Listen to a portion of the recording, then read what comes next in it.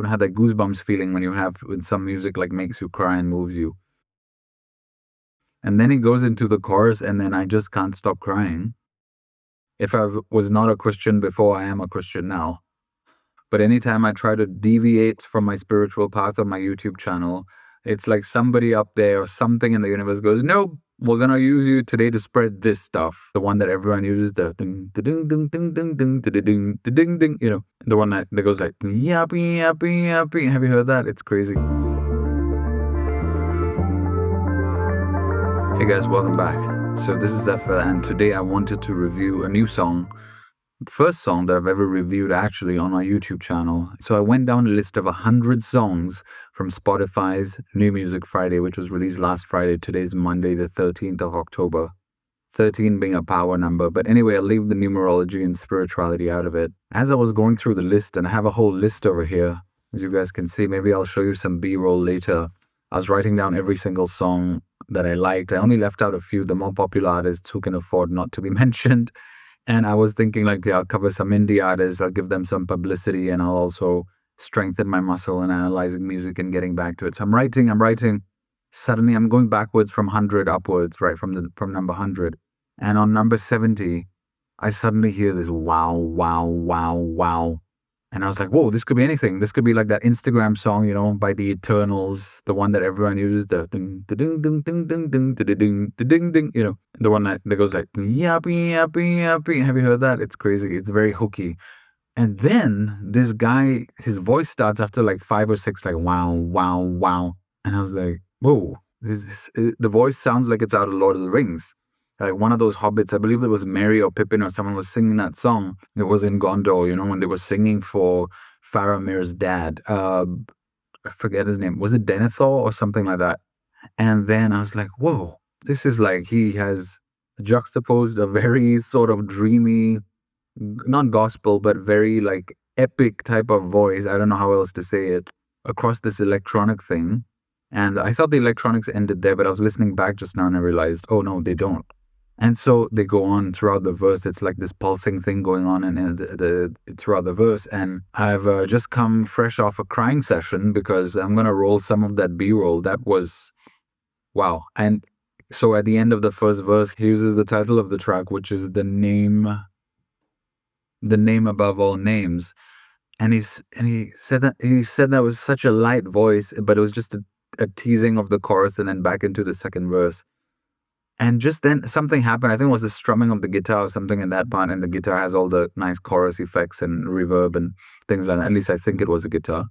And then a very clean, reverby guitar, like you typically hear in stadium rock and that type of stuff. And I was a bit like, when I had that goosebumps feeling when some music like makes you cry and moves you.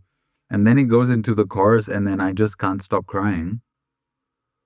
I don't know whether that's the instrumentation, because some songs do that to me. I don't know whether it's the fact that he's singing about Jesus. I really didn't expect to find like a worship song on the Spotify playlist. It's from the album It Needs to Be Said. It's by an artist called Mitch Wong, who I've never heard of before today. The tempo, as I was tapping into the metronome, is about 67, 68. Well, at least that's the tempo it kind of starts with in a halftime, kind of feel very slow. But then later on the drums build, and really, if you've studied music, you know that the time signature in that case, it could be 67, 68. It could be twice that. You could call it 130, 140, 130. You could call it 135, 136. It doesn't really matter. I mean, what matters is the music. But, you can do it both ways. I want to talk about the arrangement. It's a very well-produced song, very polished. I'm not sure if he produced it himself or this is another producer he hired to do it. It was like a typical pop rock, stadium rock arrangement where it starts small and then it builds and builds. Is wonderful.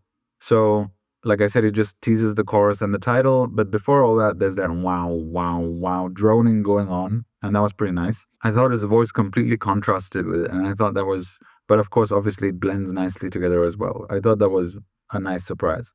The genre, I would call it pop rock, stadium rock, plus praise, worship, Jesus. I mean, at this point, I don't really put genres to music because there's a million different genres since everybody started producing. With these guys that you see over here, there's like 1,000 different genres. So His voice sounds like I said, one of the singers from Lord of the Rings. The drums were slow and there was a build up.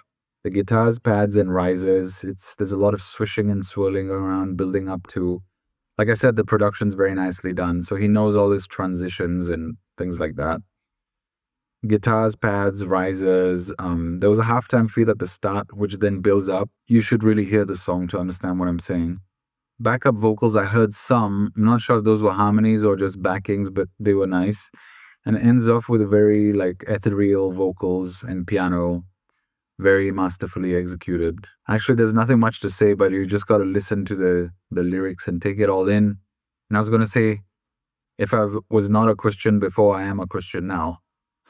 Not in the way that, like if you don't go here on Sunday, something's wrong. Not that type of Christian, but really embracing Christ's spirit and consciousness. But I already have been because of my spiritual work, and I embrace deities and other people with high consciousness from every culture. Yeah, but this was just, I don't know, it kind of took my breath away. And then I listened back because I thought, like, now maybe that was just, I was moody in the day, and the nice, mixture of the instrumentals and the nice mixture of the tracks, kind of hit some chord or note, which made me cry probably. Heard it back again, cried again. Heard it back again, cried again. I was like, wow. Today was supposed to be a music review where I was like supposed to be drinking coffee, but here I have a green smoothie. Suddenly things have turned healthy. I'm supposed to be eating some chocolate and really having a good time. But then I heard this one and I was like, yeah, okay. I mean, I can't cover 100 tracks, although I've listed down many of my favorites from the playlist, which I'll probably put in another video. But this was one track I wanted to cover and talk about. And I don't know why this keeps happening, but anytime I try to deviate from my spiritual path on my YouTube channel, it's like somebody up there or something in the universe goes, nope, we're going to use you today to spread this stuff. Like, all right, okay. So here I am talking about a spiritual track.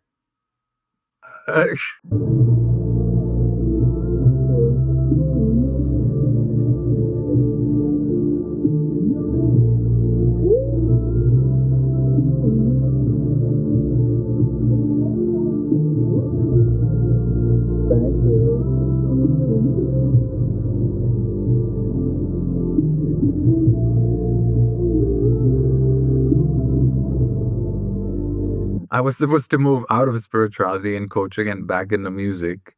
And I got my microKOG out and everything to start again. And I'm actually working on a new track for an instrumental music channel, but here we are. So that's my review of the track. It's a very nice, very heartfelt, big. The mix is done beautifully. There were moments that I think he's mixed it himself. I could be wrong. But I did spot things where it makes it just short of like a Hollywood production. But then again, in a Hollywood production, everything's electronic. I mean, not always, but you know what I'm saying. Those very mass-produced A-list pop artist tracks where every kick drum is the same sound and so on. Here, I heard some differences. There was a couple of parts there where through the music, there's like a tom, like 2, 3, doom. I heard like a tom, and then I heard like the kick drum, like, oh, this beat they've accentuated a little with a slightly louder kick, slightly softer. It's not electronic, it's not like a chopping board kind of thing. In that sense, it's very flowy and it really builds. And I like the fact that they've introduced those organics things. In the past, I believe that was called indie songwriter pop, but not indie songwriter pop mixing skills. Much better mixing skills is what I'm trying to say. So definitely give this track a listen. The Name Above All Names by Mitch Wong. Every time I say it, I don't know. Is this a God thing? Like, you're not. Anyway, this is supposed to be a music review. Okay, take it easy and see you on the next one. If I do more. Now I'm scared because I'm scared every Monday when I do a review, I'm going to be reminded of my spiritual path. I mean, I'm not scared, but I was a bit like, yo, I'm going back into music, and now I'm literally shaking. Is that because Jesus is attacking the evil inside me? I'm not sure. I can't be sure, but that's what it is. See you guys on the next one. Bye-bye.